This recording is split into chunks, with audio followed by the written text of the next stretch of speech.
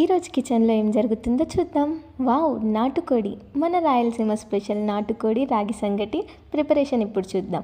ముందుగా ఆయిల్ పోసుకొని ఆనియన్, పచ్చిమిర్చి, అల్లం వెల్లుల్లి పేస్ట్, పసుపు అంతా వేసుకొని బాగా మగ్గాక మన నాటుకోడి వేసుకొని ఆ తర్వాత టేస్ట్కి సరిపడ కారం, ఉప్పు, మసాలాలు. చికెన్కి మసాలా వేస్తున్నామా, మసాలాకి చికెన్ వేస్తున్నామా అన్నట్టయితే మనం మసాలా చికెన్కి వేసేసుకోవాలి. చివరిగా కొత్తిమీర వేసుకొని మన కుక్కర్కి లిడ్ పెట్టేసి స్లోగా కుక్ అవ్వనివ్వాలి. ఎందుకంటే టేస్ట్కి షార్ట్ కట్ ఉండదు బాస్. ఇక్కడ చికెన్ తన పనది చేసుకుంటుంటే మనం ఇక్కడ సైడ్లో రాగి సంగటి రెడీ చేద్దాం. ఈ సంగటిని ఇలా సాఫ్ట్గా ప్రిపేర్ చేయాలి. దీనికి పర్ఫెక్ట్ పార్ట్నర్ ఎవరో మీకు ఆల్రెడీ తెలిసిపోయింది అనుకుంటా.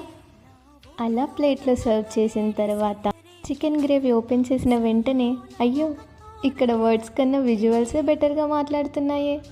ఇప్పుడు ఫైనల్ ప్లేట్ రాగి సంగటి ఒక సైడ్, చికెన్ గ్రేవీ, నాటుకోడి చికెన్ గ్రేవీ ఒక సైడ్. ఇది ఫుడ్డా, ఎమోషనా? సరే, ఇప్పుడు మీరు నిజం చెప్పాలి. ఈ ప్లేట్ మీ ముందుంటే ఫస్ట్ మీరు ఏది బైట్ చేస్తారు? రాగి సంగటా, చికెనా?